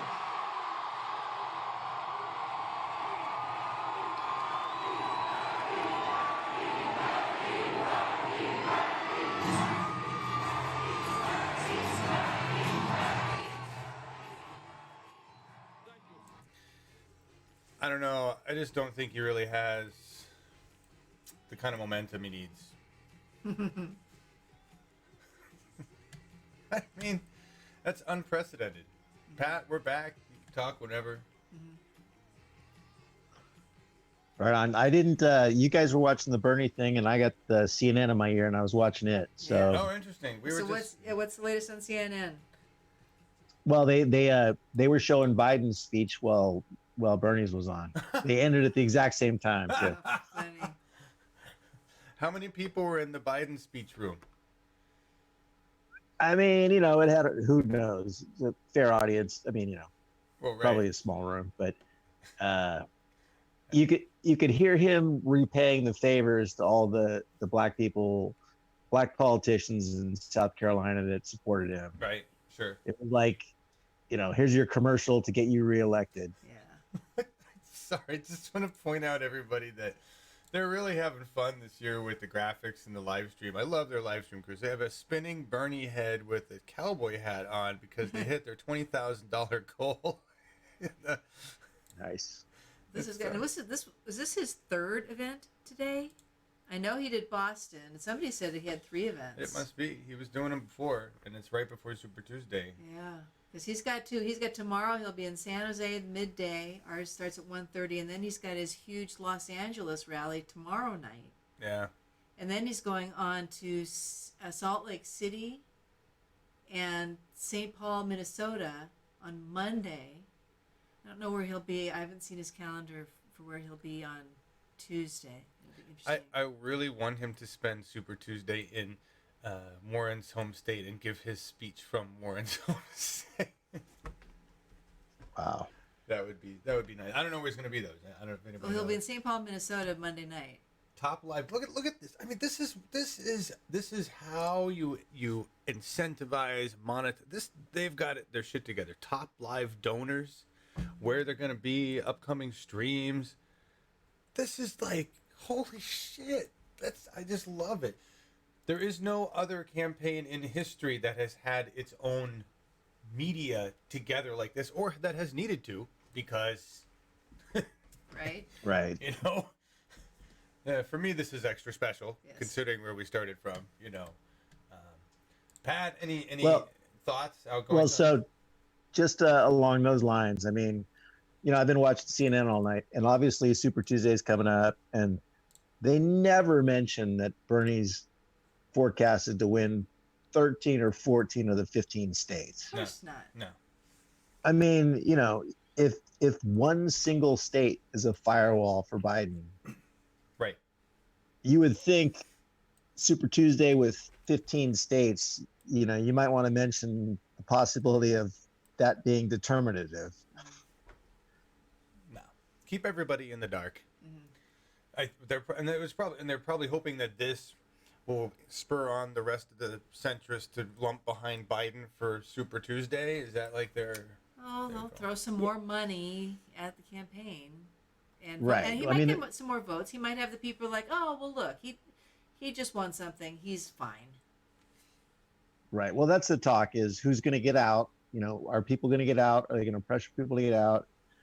But then, where that argument falls apart is when they get out, it actually, most people, it helps Bernie Yeah. because their second choice is Bernie. Well, you know what? Let's talk about with the name that we have not mentioned last week or this week is Tulsi, who we love, and for some reason she's getting the Bernie treatment from last time, but even worse. Mm-hmm. And she has not been on any town halls or anything for months. She's way at the bottom of the results today and the previous results. What is her motivation for staying in the race, I wonder? Don't know. You got me. It's a good question. I mean, I got nothing against her either, and I would have liked to see her do better, but she totally was the Bernie candidate this time. So If there was another person that that would be my second choice, it would be she. But she's not viable. I mean, Klobb's not viable. She should go. I don't know. if Delaney hasn't gone, he should really go. Yeah, Although I think he's gone. I think he's gone. Bloomberg's going to be in until the bitter end, and lunatics like Thomas Friedman are pitching a Bernie Bloomberg or I don't know. I don't even know what they're pitching because he doesn't like Bernie. So Yeah. Yeah, he's all in for Bloomberg. yeah, Friedman. yeah. But it's what he's done is that's what it was in this weird article. Bernie's got some role in Bloomberg's government, right? He like takes Oh yeah, he's calling for the magic dream team ticket of everyone running for office yes. working for Bloomberg. Yes, he's built his fantasy like fantasy football. He's got his fantasy Wow. cabinet, and it's just ridiculous. And Yeah. Yeah. Oh, I thought that was a bad dream. I thought I dreamt that last night. no, no, that's my dad, and my dad pushed it. And this is sad. My dad's friends, even worse. So here's how old people guilt still works. Parent guilt. So my dad forwards this from his friends. His friends happen to be his friends that are centrist. That I'm named after this guy. All right, John Simone's. And so my dad's like, this is the person you're named after. He makes a lot of sense. You should listen to him because he's listening to Thomas Friedman. And I've mentioned Thomas Friedman. I'm like, Dad, Thomas Friedman's fucking centrist, and I've told you And that John is before. a very common name. Yeah, well, Now, if you were no, Simone's, but I really yeah. was named after him. Yeah. Actually, that really is, I know this guy. Yeah. That really is the truth. But either way, it's just parent guilt, and the comment from the forward says this makes a lot of sense to me, Bill. It's like, okay. So I just want to tell everybody that if you have older or not even older people who are indoctrinated into centrism and you want to reach them, I just continually email my father with links to actual media, journalism, like Intercept and Ben Dixon and Crystal Ball, and sometimes there's a Guardian article that isn't full of shit, and you got to pick and choose. Who are you? Who is there anybody that sticks out there to you right now that you think is doing really good independent journalism? We don't count. Obviously, you guys, Crystal Ball and the Rising has been phenomenal. Yeah. Just because I think they're one of the rare platforms that is approaching, like a TV level. I mean, it's a full production kind of thing, and let's see. Beyond that, Schuster, David Schuster Oh, is yeah. good. Yeah. He puts a lot of good stuff out. I mean, I like Status Quo. I like Nomiki. She just started a show. Oh, she got a new show? Yeah, she was talking Savage about Joy. Yeah. That's good. That's good. There's a little thing here from Lynn, Vermont, and I haven't verified this, but we can go. MSNBC saying total all so far 49 delegates for Bernie, Biden with 43, and Pete with 26. That's the delegate count that they're coming up with. So no, Biden did not take the lead. So no, MSM is not overly thrilled. But now it's neck and neck, right? I'm sure it's going to be neck and neck Oh, with because they're Bernie both 40 and Biden. something. Yeah. But that's as high as Biden's going to go. Do we anticipate him getting any? He could get something at Super Tuesday. There's other. Yeah, there's Alabama, I believe. Alabama will probably go for. Yeah, I think that was the one. Yeah. Right. Well, even I think 538 is Nate Silver's website. Yes. I mean, I think they had him at Biden coming away with short of 200 or so delegates on Super Tuesday. Oh, really? Because it is by district, so that's Right. the bulk of the delegates are distributed by district. So if you're Biden, you target all your money in these districts that are already very Biden friendly. Right. So even though you're not likely to get that many or any sometimes state delegates because you don't hit that 15% threshold. Right. Well, you'll still get delegates. that's a good point. Somebody pointed out that keep in mind in the general, South Carolina will go to Trump. So this isn't like we're in friendly territory. That's true. Here. That's true. And Alabama. So.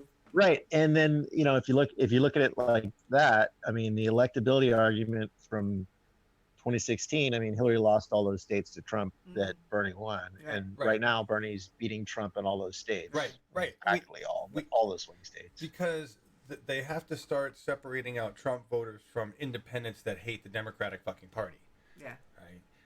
And that's a larger group of people, and that's a group of people that's going to vote for Bernie Sanders probably more than they would vote for Trump. Maybe not in South Carolina, but in most everywhere else, right? Lynn says Mayor Pete for the speaking most part. on MSNBC Right. now. Right. I don't want to hear Mayor Pete. Oh, I know. I didn't. I thought he was home with a cold or the flu. And appreciate everybody's comments. I saw them all come through on other people that we pay attention to in independent media. Bill Gabriel, a lot of good people you named, and it's we have a pretty strong, robust, independent media conglomerate now, and their consortium, cartel. I don't know what the hell. I gotta pick a good word. Anyway, but it's still limited to the internet. And maybe crystal ball, the hills rising is the closest thing we have to something that's reached a traditional realm, I guess. Yeah, it took like the Young Turks and took it up a level to something that's not so Cenk Uygurish. That's fine. Right. Yeah. It feels like TV. It's just not on TV. Yeah.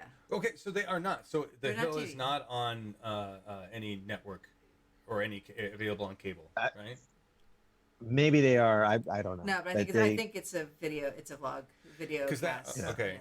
Because you're right. They are that would be the highest end production that I've seen on non-network, and the Hill probably has the funds to buy a slot on Comcast cable grid. So I'm wondering when that comes next, because that's how you infiltrate. Or you buy a low power FM radio station like we're trying to do, and I kept putting that up there, and that really would help all the podcasters, because we can basically load up everything we want, and it's inexpensive. Go to the GoFundMe link in the description of this video and check it out. Listen to the video, understand what's going on. Basically, it's an FCC licensed radio station that allows us to play and listen to anything we want, including political speech. And the benefit is we're not limited to only broadcasting that on the FM signal. We can push it out on the web.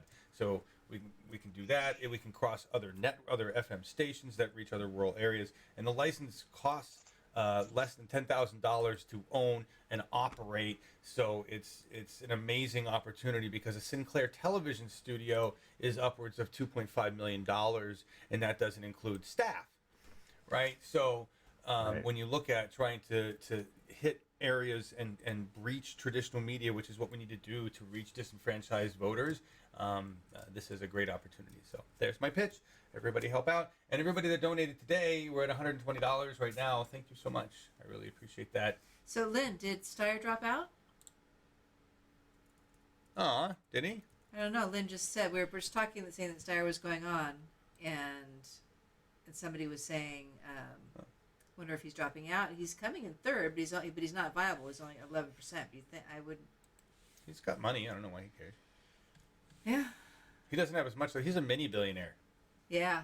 Oh, I made that. But that would be amazing. What would be amazing? That would be amazing considering how much he's spent in California. Nah, What did he spend in California? lots. I He's been spending don't know the exact anti-Trump number, ads for millions for months. Hold on. but he's spent. I mean, I'm just spitballing $80 billion in California. I don't know, Yikes! Yeah, something I know. like that on TV. This is a slide that will help everybody grasp wealth. So you can see Tom Steyer. This doesn't fully get it. So Tom Steyer is that section of little blue squares, and you can see where Pete Buttigieg is like a half a square. And Each square is $1 million. There you go. Each little tiny blue square is $1 million. So you can Right. see that Amy's at 2, Bernie's at 2.5 million, Biden's at what, 9? 9. Elizabeth's is 12. So that's the millionaires and under. Then you got the top blue bar is Tom Steyer, and the bottom blue section is Mike Bloomberg. But in order to get the whole thing in the graphic, look over to the right. Yeah. So here, I'll just Right. drag it over here. So this is the whole thing. Okay. See? And here's where you really get a sense of how much wealth Bloomberg has comparatively. So you can see Steyer's bar. Now we're going to scroll down because this is I mean it's like insanely long. That's the comparison, is that he's that fucking rich. Poor Tom Steyer. Mm-hmm. Yeah. Steyer. We need a GoFundMe for Steyer. Yeah. I know. Poor guy. He's looking pretty dinky there. Yeah. So maybe he does He need to drop did. out. NBC News. I Oh. just saw it. Steyer withdraws from the race. Wow. Interesting. Well, he's just going to support Bernie, and maybe that's, he's going to support. I used to think for sure he would. I don't know. I mean, Oh. are you sold completely that he's going to endorse Bernie? No, because he's been attacking lately. I think he got in trouble for being such a Bernie stan at that ABC debate. We'll see. If I had to guess, I still would say Bernie, and he probably just separated himself out and needed to differentiate himself in South Carolina to try to have a shot. But there's no guarantee in my book that he endorses Bernie. Maybe he's just a smart billionaire, and his ego's not bigger than his brain, and he realizes he's just going to waste a shit ton of money. I just wonder about people who would vote for him being the type who would vote for Bernie. Although if the climate change, he did talk good talk about climate change. I just don't know. I don't think anybody was voting for Steyer. Well, I think that's why he's dropping out. No. That's Yeah. interesting. Because he's coming in third tonight, but he's still not viable at only 11%. But No. still, Yeah. With the way this goes, does he get to be on debate stage one more time anyway, or no? It's done? no. Once you drop, if you drop out, you're. Oh, all right. Well, there's that. So, bottom line, everybody, let's see if the stats have changed. But we're over 50%. We're gonna call it good for us. Because we got to get going, and we got a long day tomorrow. The three of us have to meet up, and we'll be streaming from the rally tomorrow. Mm-hmm. Let's see, what are we at? Final stats. According to this, with 58% reporting, Biden at 49.9, still has 25 delegates. Bernie still has 6 delegates at 19.3. Nobody else matters. And as you heard Bernie in the speech, now he was like, yep, lost it. And anyway, let's Can't start win talking 'em about all. policy. Can't win them all. Yeah, he was done. Yeah. Final thoughts and feelings, Pat? Super Tuesday is when we lock this thing down. Mm-hmm. Tonight would have been an amazing win and ended everyone's campaign, but Who'll just have to wait a few more days. Do you? It was always a long shot. We're gonna be So- we're gonna be doing a return watch for sure. We work from home on Tuesdays, so we can get that set up, and we'll start. We'll do an event, and depending on what's going on, we can do a streamathon like the old days, and as soon as returns start coming in. Yeah. If you want to join Excellent. us for that, yeah, we'll be on. We'll be probably live on and off all day covering it. I don't know when the full results start coming in. I don't remember what it was like last time. It probably not. It's like 3 or 4 would be by the earliest. Yeah. All right. So same as this. So if you've just That'll be found with us tonight and you aren't subscribed, please go ahead, subscribe, and hit the little bell so that you get notifications, and you'll get a little text. Something will come up on your phone or in your email. Let us know when we go live. You can always come over, bookmark our channel, and come over and check and see if the event's up. And you can always start chatting as soon as you see it. Yeah, and go help Pat because he does this, to help Bernie Oh, Sanders. show his. I made a slide for Pat. Did you? Oh, Yeah. Where's Pat's slide? Up near the top. Wait. Way All up. the way at the top? Yeah, Oh. there. Okay. I don't even have anything to sell right now. It's just the old book, Well, so it's don't worry coming about it. soon. It's a coming That's soon. good. So I mean, Oh, okay. If you guys just so we understand, we're clear about values and assets in war. What Pat would be considered as a spy, sort of technically. He works behind the scenes, and what he's done with a satire personality, first Peter Douche, and now Nate's Liver, has a massive effect on the narrative, specifically on Twitter. And although you would never admit it, Pat, I really think you had a lot to do with Peter Dow's turning into what appears to be an actual progressive. So, Yeah. thank you for that.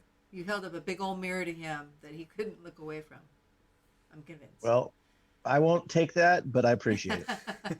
So you can find Pat he's Pat the Burner on Twitter. He's also Nate's Liver on Twitter, which is still eRabbit. And I know there are links in there to buy his book, which the last one was hilarious. You're working on another one, which is always 2 weeks away, Yeah. right? Right.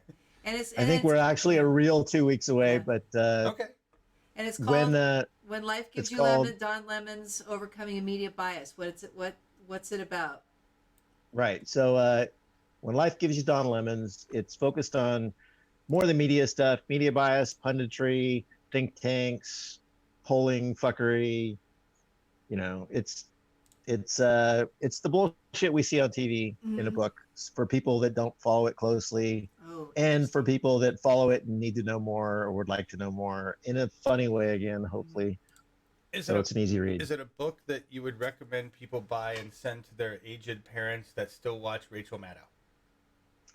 Yes, and I think so. The Peter Douche book, I really wanted that to be something that would reach centrist, but it was designed to attack the Democratic Party a lot more, and this one I mean I'm obviously attacking the Democratic Party, Of course. but it's not like the last one was very anti-Hillary, and it's it just had to be to explain what happened in 2016. It was the Where saga.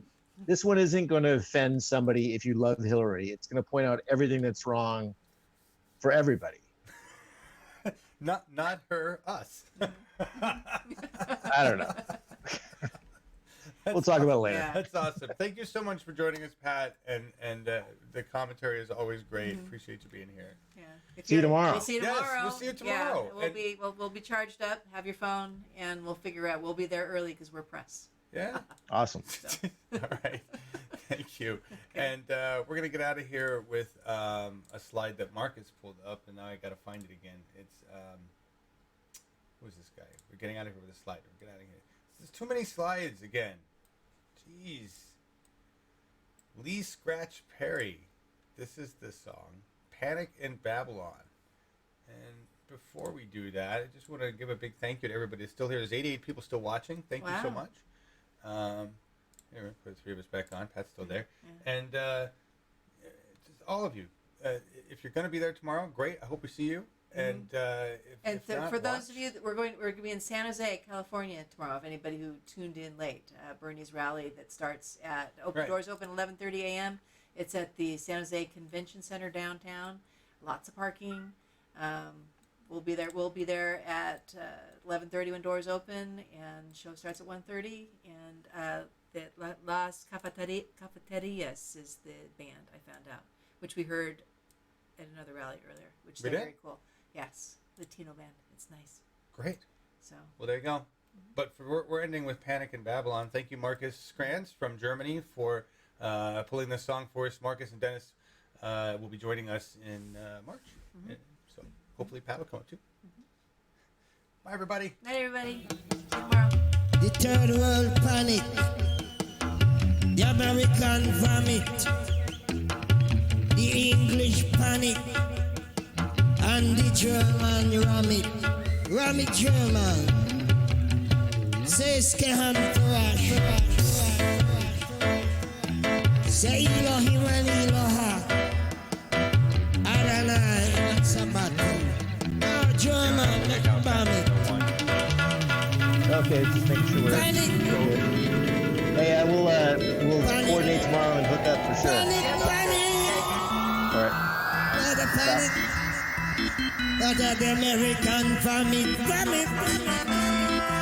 And the English name it. Tony Blair, just name it. The Queen of England panic. Prince Charles panic. International panic. And a worldwide panic.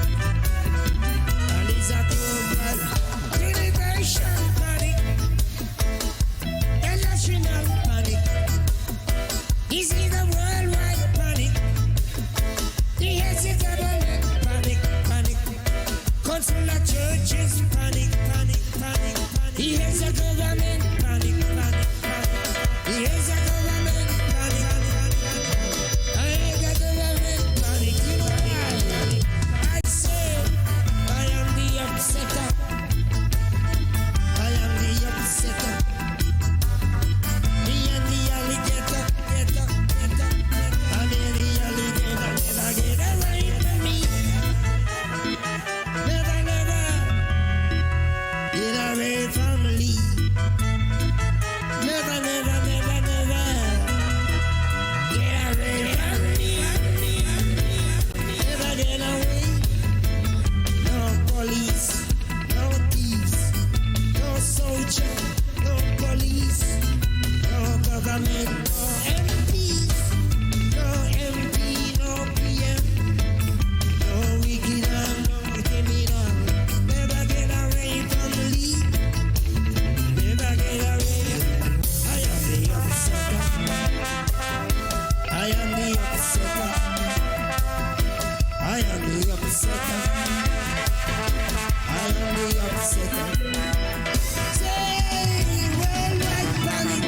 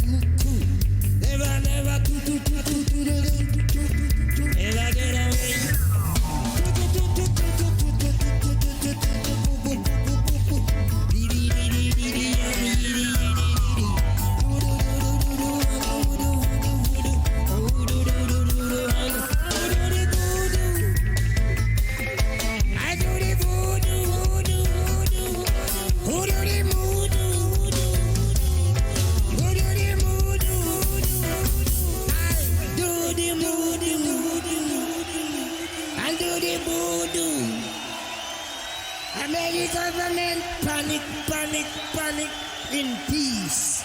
Panic while I increase. Increase in the east, increase in the west, and increase in your chest.